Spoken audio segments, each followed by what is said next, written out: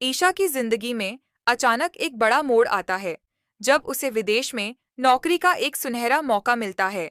और जैसे ही वह यह पोस्ट देखती है, उसकी आंखों में एक नई उम्मीद जाग उठती है और वह बिना समय गंवाए तुरंत अपने सारे डॉक्यूमेंट्स निकालकर अप्लाई करने लगती है, मानो वह अपनी टूटी हुई जिंदगी को फिर से जोड़ना चाहती हो। लेकिन जैसे ही यह बात सूरज को पता चलती है, वह गुस्से से भड़क उठता है और कहता है, तुमने ऐसा क्यों किया?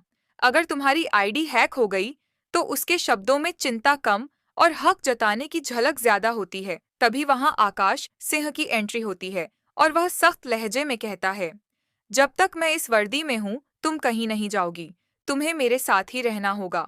अब ईशा खुद को दो तरफ से दबाव में महसूस करती है, एक तरफ सूरज का गुस्सा और दूसरी तरफ आकाश का हुक्म।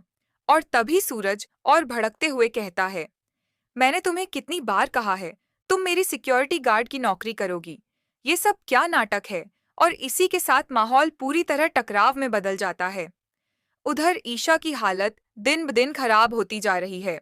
वह अपनी छोटी सी बच्ची मेहिका के लिए दर दर की ठोकरें खा रही है, स्कूल की फीस भरने के लिए दिन रात मेहनत कर रही है और हर रात भगवान से रो रो कर प्रार्थना करती है कि उसे कोई रास्ता दिखाएं, क्योंकि अब उसके पास कोई उम्मीद नहीं बची होती।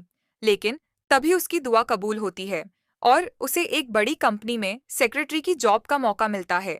और इस बार वह बिना देर किए तुरंत अपने सारे डॉक्यूमेंट्स और अपनी ग्रेजुएशन डिग्री भेज देती है। वहीं दूसरी तरफ सूरज अब एक बड़े और रुतबे वाले आईएएस अफसर बन चुका होता है। तभी उसके असिस्टेंट का कॉल आता है और वह कहता है, सर, सेक्रेटरी की पोस्ट के लिए 3 लोग शॉर्टलिस्ट हुए हैं। क्या मैं उनकी डिटेल्स आपको भेज दूं? अब यहीं से कहानी में सबसे बड़ा ट्विस्ट आने वाला है, क्योंकि उन्हीं 3 लोगों में एक नाम ईशा का भी होता है।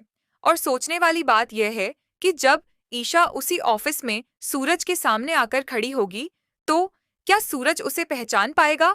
और अगर पहचान लिया तो क्या वह उसे नौकरी देगा या फिर अपनी ताकत का इस्तेमाल करके उसकी जिंदगी और मुश्किल बना देगा?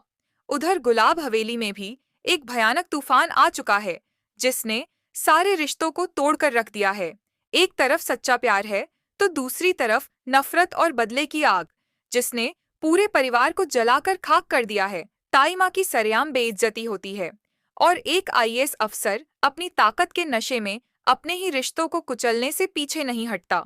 सूरज, जो कभी सीधा साधा और भोला भाला था, आज सत्ता के नशे में चूर होकर अपने ही परिवार से बदला लेने में लगा हुआ है। और ईशा, जो कभी इस घर की शान थी, आज एक एक पैसे के लिए मोहताज हो गई है।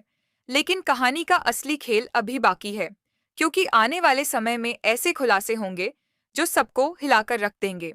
हर किरदार अपनी असली चाल चलेगा और यह कहानी एक खतरनाक शतरंज का खेल बन जाएगी। अब देखना यह है कि क्या ईशा अपनी नई जिंदगी शुरू कर पाएगी, क्या सूरज अपने दिल की सुनेगा या अपने अहंकार की, और क्या मेहिका का भविष्य इस तूफान में सुरक्षित रह पाएगा? इन सभी सवालों के जवाब आपको चौंका देंगे।